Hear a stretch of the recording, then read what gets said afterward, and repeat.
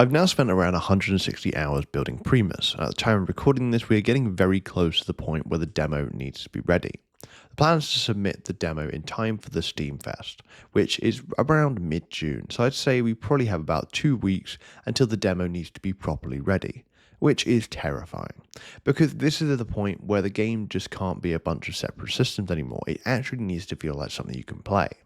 So Primus is my Gladiator dungeon crawler, where you manage a group of gladiators, send them into arena circuits, fight your way up the ranks, and try to survive long enough to take on gatekeeper bosses, and eventually reach Primus. And this week, the main focus has been making the combat scene look much better, because for a while the combat technically worked, but visually it didn't really sell the ideas of gladiators attacking and defending. It felt a bit too static for the most part. And this is where taking inspiration from Darkest Dungeon really helps. Things such as the way the characters are presented during combat, and just generally I wanted the combat to have a much stronger visual identity. So this week I focused on stances. For example, if a Rotarius is using a trident thrust, I want the ability to thrust. However, if they're using a net, I want their sprite to change to them throwing a net, etc. So I've started creating those separate combat images for different abilities, especially when the abilities are distinct enough to know that they need their own pose. I'm not going to make a completely unique image for every single ability in the demo, just because some abilities are fairly similar in terms of what they describe, so it would just be a waste of time if I went and did that. But when something clearly has a different action, then obviously that is something which I'll look to do.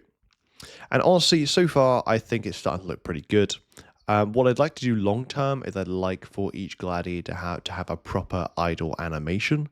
At the moment, we have very sort of minimal things, but even things such as small breathing animation, little movements, more life in the characters during combat, that alone would just feel so much better. It's not a priority at the moment, but it will be something which I will be considering at least for the full game.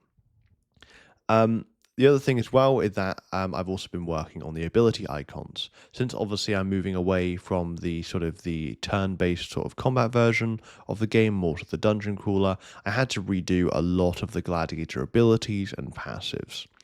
So that's been something which I've basically been working on as well.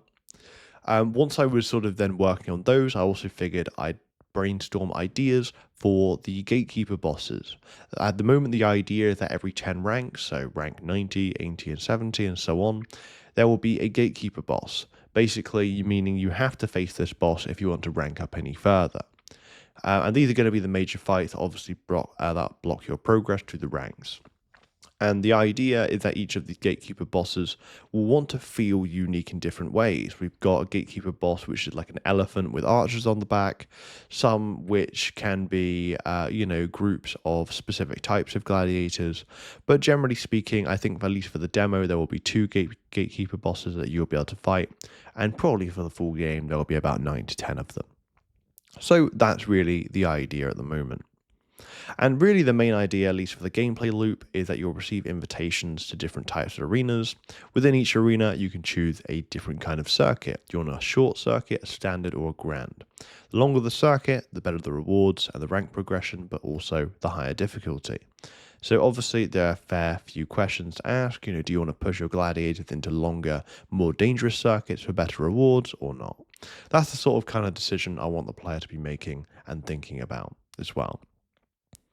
The other thing as well is obviously the factions, the head of houses. So the idea is that at the beginning of your playthrough, there will be 9 factions, each of which has almost like a leader or 3 leaders to pick from, meaning that will be 27 characters in total.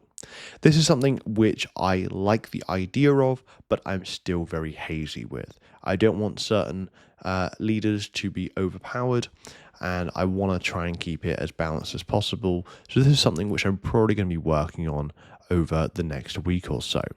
And ideally, sometime in the future for this game, more towards the full game, it would be interesting to go and see things such as dialogue and story-related aspects between different leaders and factions as a way of being able to keep things authentic and unique. Maybe down the line, you can make alliances, sabotage, etc. And I think that would be a far smarter approach because I don't think the demo needs to contain every idea.